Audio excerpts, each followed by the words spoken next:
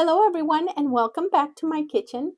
For today's recipe, we're going to prepare these delicious beans prepared in the slow cooker. First, we're going to go over the ingredients really quick. We're going to need 2 Roma tomatoes, 2 to 3 garlic cloves, half an onion, and 2 Serrano peppers finely chopped.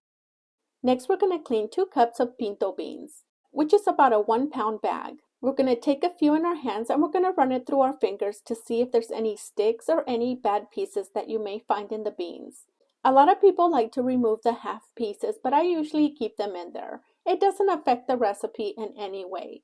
The only thing you do have to be concerned is any little pieces of rock, pieces of wood, or dry pieces like this one. As I go through them, I place the clean ones in a strainer. Usually the ones that you purchase in the bag are fairly clean, but you still have to go through them just to make sure there's no residue in them. Once we're done cleaning them, we're going to take them over to the sink and give them a good rinse. Move them around to make sure they're nice and clean, dump out the dirty water, and repeat the process twice. Then fill it up with clean water and leave them soaking in the clean water while we prepare the rest of the ingredients. In a medium saucepan, melt 3 tablespoons of manteca.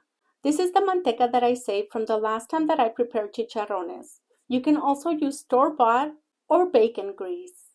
Using manteca is going to give your beans a nice flavor, but if you can't consume manteca, you can always use vegetable oil or any other cooking oil of your choice. Add in the minced onion, garlic, tomatoes, and the serrano peppers.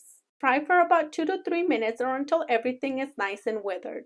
Once it looks like this, we're going to season with 1 teaspoon of black pepper. Mix it in, turn off the burner, and set it aside.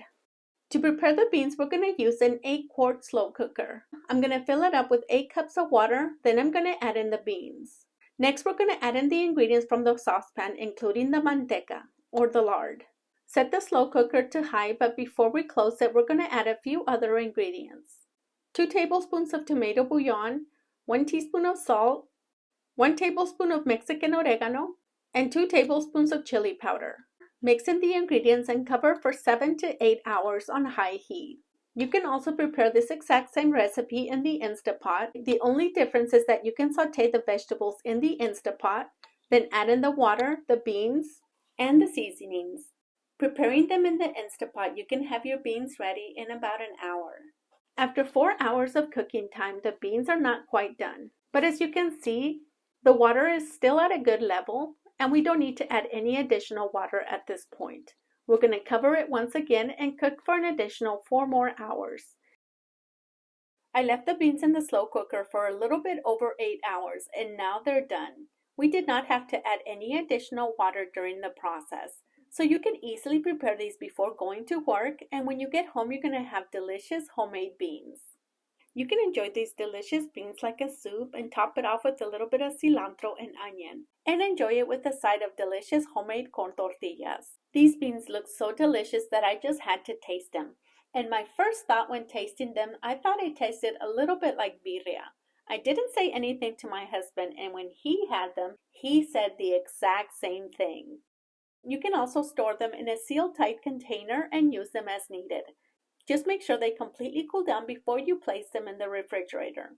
Refry your beans in a little bit of manteca or your preferred cooking oil. And there's no need to add any additional seasonings because the beans are already nicely seasoned, but you can if you want to. If you enjoyed this video or found it useful, leave me a little heart. Share with your friends and family so they don't miss out on future recipes. Thank you so much for watching, and I'll see you in our next video.